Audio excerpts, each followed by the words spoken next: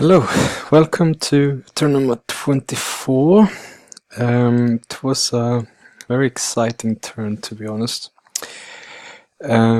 So this guy here, he was standing here, and Eskild he's just in this area here.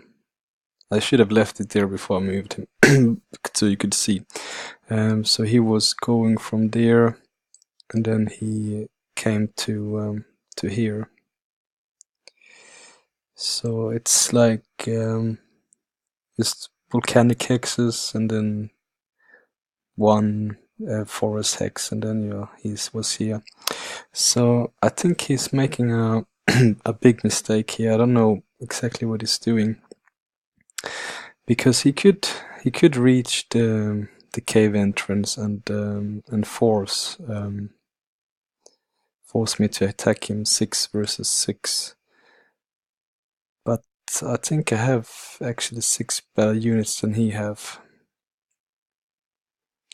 So I think that he's making a little mistake here. And if he's standing there, then I could send like like my cadavers first, and then I can send some of my other units to win the battle without too much losses.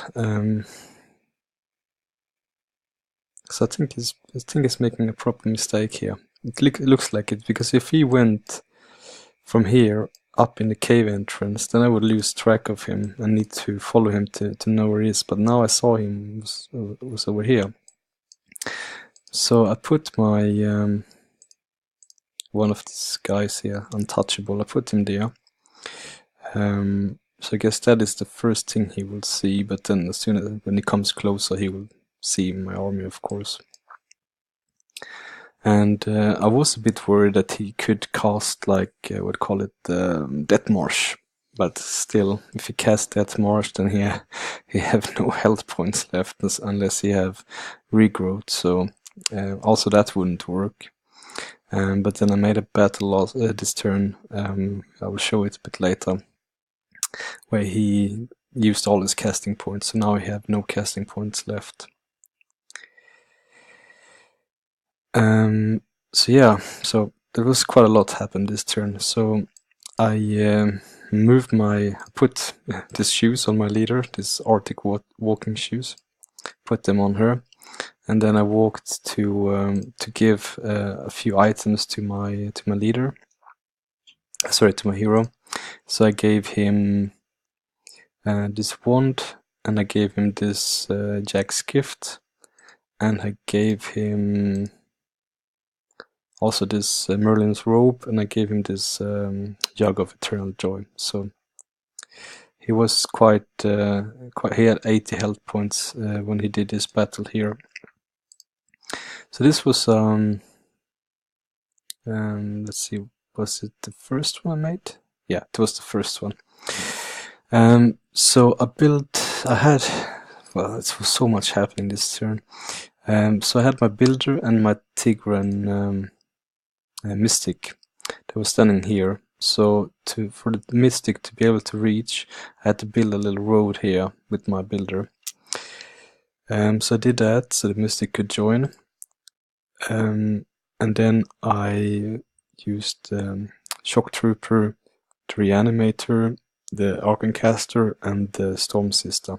So the Shock Trooper was quite good in this battle actually, because I cast one spell on him, Last Stand, and since you have Tireless, I was hoping that the Yetis would attack him, but they were standing 1 hex away from him. So they were quite clever play from the AI.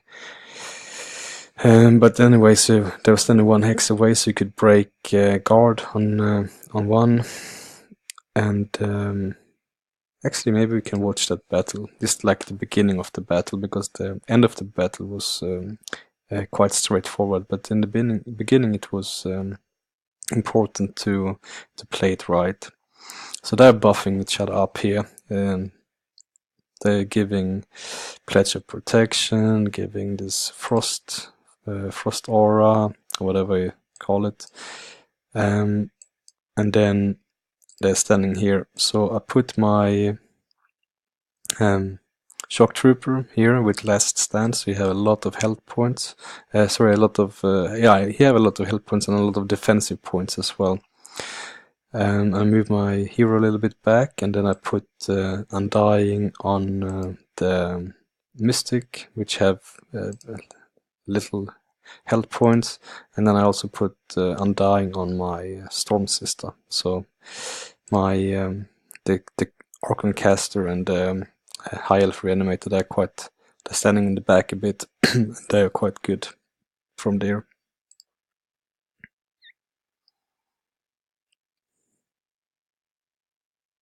So I'm trying to find a good position. This looked a bit funny. So I gave Undying, like I said, and then I gave Undying to the Storm Sister as well. And then they don't take the bait. They're just standing next to him. Well, not next to him, but 1 hex away. So then I have a choice to either go for the right-hand side Yeti or the left-hand side. So in the end I decide to use the left-hand side and not do 3 attacks but do 2 attacks, because one of this guard here, he will be able to reach me, but if I don't kill him and just break guard on him, then he can't reach. So I'm decided to stand there. After I break guard, I try to stun him. I have a 35% chance, so it worked. And then, yeah, you can watch from there.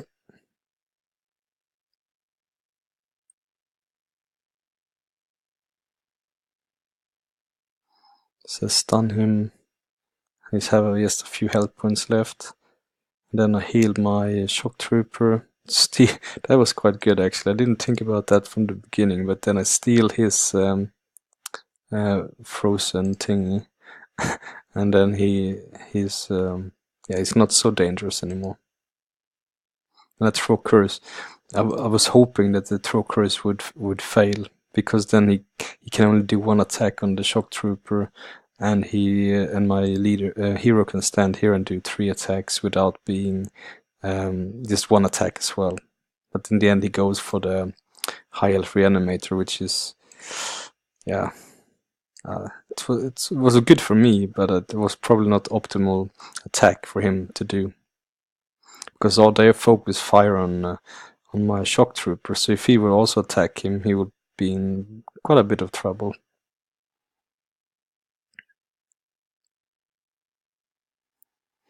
So yeah, and then I stunned the Yeti again, and then I killed him. No, I don't kill him actually. No, I don't kill him, because I want to keep him alive, because he's stunned. He's just standing there, and then I used the Mystic to kill that guard, and then basically I just have this guy left.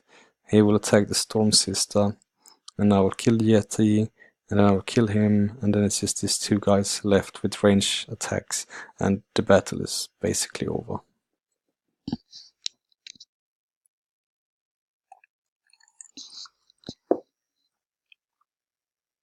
Yeah, and then I position myself here, because at this point I don't know if you can use Death Marsh to attack me, because you can see I'm standing all over the place.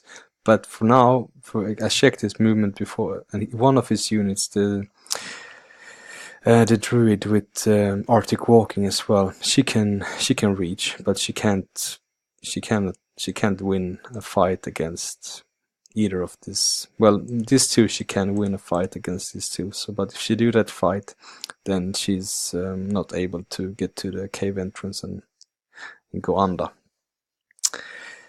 So yeah, and so that was the first thing I did. And then the second thing I did was to summon my Banshee. And then I checked the cave entrance. The cave entrance was free.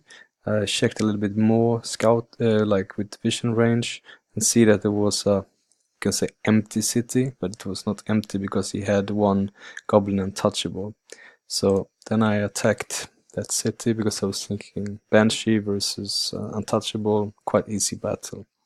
But then Eskild is casting Fireball 2 times. So 1 time and then the 2nd time now. So now my Banshee have oops.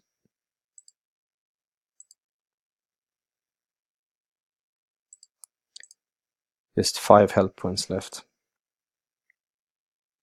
And then I was thinking, why she cast this Scream? Because he can probably attack me now. Like 1, 2, 3, 4. 4 hexes away. Then he decided not to attack. So he's standing there. And then I cast Frost, Vengeful Frost on him, and then 2 attacks. So it takes 3 damage in return, and then he do quite a bit damage. So I was a bit worried that I would lose that battle. That would have been silly. So now the Banshee have 2 health points left, so I start to plunder the city. I'm 100% sure it won't succeed. But I will move in this direction next turn and then see what I can see. Because last turn I also got the notification that Eskild did this battle where he attacked the independent city of Imbold. So there was the undead units that took his city, and that was like it was 5 berserkers and 1 untouchable. So I guess no, it's not his throne city. So this must be his throne city unless he have 1, 2, 3, unless he have 4 cities. This is his throne city here. And the problem is that he can put units like to force me to attack 1 versus 3 basically. So it's like a choke point here. So if he forces me to attack 1 versus 3, I guess I would need to look at other solutions. Maybe go this way and take this city. So yeah, he could force me to do that. And just before the video is over, I don't have any more time to show you any battles, but I did complete this quest here. So first I attacked the farm, there's 3 dread monkeys and the 2 kobolds. Managed to beat them without losses. And then I had this monkey, and then I attacked the quest item, the quest units to get this high elf Gryphon Rider. So I was thinking to move the Gryphon Rider as far away as I could to join the battles later. But then I was thinking I could probably do this battle here with 3 hunters, the Eagle Rider and the Nightshade Fairy. So I could probably do that battle with this 7 units versus 5. It will be tough, but I could do it, I think. Yeah, and then after that I could also get to here and do that battle, and then I can maybe potentially go over to the Well of Souls, make him undead so I can heal him as well. But I'm not sure if I would do that. And the last bit of information is that I used this Hazeberries here. Went to the Shrine of the Wizard King. So now he have this Life Drain and the Elven King Blessing.